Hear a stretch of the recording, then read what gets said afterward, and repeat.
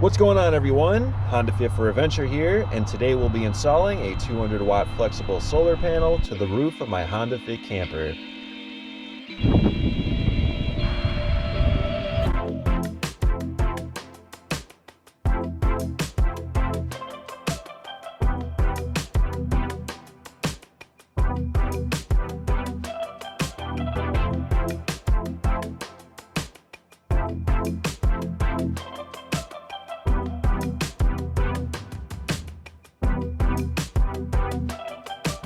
My previous setup was a 240 watt solar array that consisted of three 80 watt panels. These panels were tied together on a hinge bracket that was secured to my cargo basket. This year I wanted to tone things down a bit and give the car a more stealthier appearance and also to improve its fuel economy, so I removed the roof rack and cargo basket setup. I still plan on keeping my roof rack, however it's only going to be on the car when I need to transport my kayak.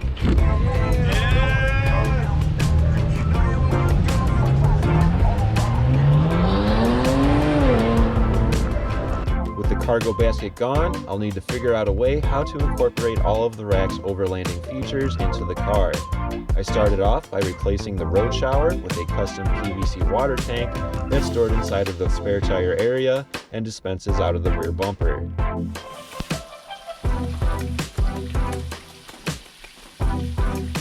With the water tank out of the way, the next thing on the list to work on was power. I just upgraded to a flexible 200 watt solar panel. This is still being installed. I went with a 200 watt flexible solar panel, which you can see utilized almost every square inch of my roof. Now, I thought this was going to be a relatively easy install where I could just slap this on the roof of my car, secure it down with some tape or vinyl, and call it a day. This was not the case. Aside from the fact that a flexible solar panel requires an air gap underneath it for cooling and efficiency, I quickly realized that my car not only curves from front to the back, but it also curves from side to side. This makes installing the flexible solar panel on my roof much like wrapping a piece of paper onto a football. While the front half of the roof is rather blunt and not much of an issue, the back half of the roof tapers down and has a sharper curve that spans from side to side. Because the car curves from front to back and also driver's side to passenger side, I couldn't lay it almost near perfectly flat on the car. Every time I pushed down on one corner, the other corner would pop up. I also tried dealing with the air gap like everyone else does on YouTube, and that's by cutting up some coroplast to place underneath the panel. The coroplast keeps the panel from coming in direct contact with your roof. But this is not the flat surface of a van that most people work with, so it only made applying the panel to the convex shape of my roof even worse. I took the panel off and decided to sleep on it for a few days. Since the flexible panel came with 6 eyelet mounting holes, I decided to try mounting it to the roof of my car by bolting it down to 6 industrial strength magnets. If you try this, I would recommend putting some clear vinyl down first to help prevent scratching your paint. Securing the panel down with the magnets turned out really well. The magnets were a little taller than a 1/4 inch, lifting the panel almost completely off of the roof while still giving the panel the ability to flex. I applied some tape across the front to prevent any air from going underneath the panel, preventing any lift, and gave it a test drive. The magnets alone held the panel securely into place, at least up to 45 miles per hour that I know of. Now I just need to find a way to make the edges of the panel more rigid before I could apply the vinyl wrap and secure the panel down the rest of the way. I found an idea on YouTube that utilized aluminum Z transition strips. These transition strips were about the same height as the magnets and also had the ability to flex with the curves of my roof. There was only one major problem with this. I couldn't find the transition strips anywhere. With another install idea that didn't go according to plan, I started to become frustrated and slept on it some more. I had an idea of buying some foam insulation, cutting it into strips, and then sanding them down to the contours of my car until there was only one curved axis to deal with. This would have required a huge amount of time, and I wasn't 100% sure how well it was even going to work, so I decided to try the same idea with a different material. Staring at the coroplast that I just purchased and no longer was using, I decided to cut various 4-inch wide strips to secure along the bottom edges of the panel. This helped elevate and level out the back half of the car. Basically, to help with the curves of the car, I made a 4-inch strip all the way around the flexible solar panel. And then at first I made 2 U-strips starting at a third of the way down and around, and then the third one at the 2/3 mark down and around to help with the curves of the roof. But I messed up taping it and I accidentally added a 4th one, a 4th U-shape. So now I got 1 full circle and then 3 U-shapes. So I'm gonna finish taping this all down around the edges and then throw it on the car and show you how it looks.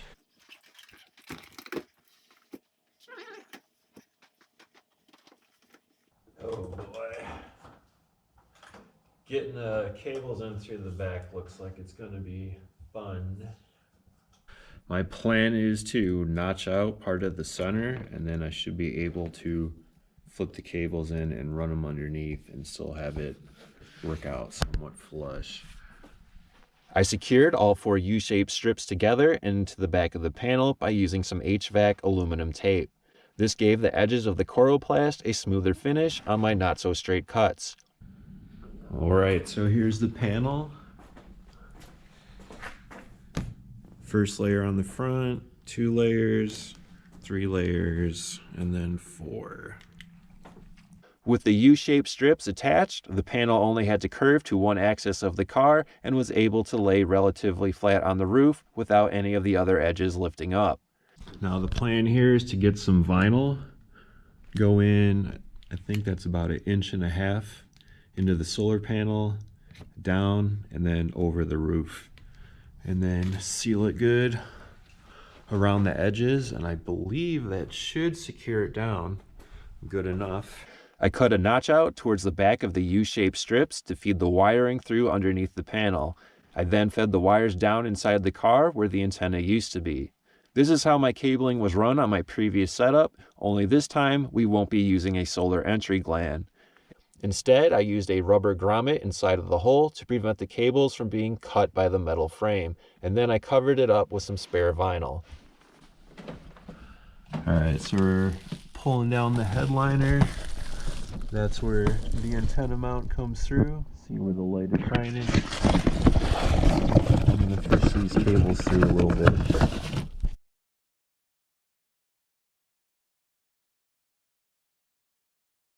I think we're looking pretty clean here. What does everyone think? And there's multiple ways I probably could have done this, but not too many videos using the 200-watt panel on a car or a super curved surface, so let's see what happens. Next, I temporarily secured the panel down with some blue painter's tape and patiently waited for my wrap appointment. And then I temporarily used some painter's tape just to see how, it would stick to the panel and obviously the car. And I've been driving around town with it, just with the painter's tape, and it held on pretty good. My friend's got some scrap pieces of wrap I'm going to use, and we're gonna see how well that sticks to the panel. And if it stays on for a month, I'm gonna come by and you're gonna wrap my roof. The blue painter's tape held on surprisingly well and did an excellent job at holding the panel down even during the wet and snowy conditions of winter. So I would assume that a vinyl wrap should be able to safely secure the panel down.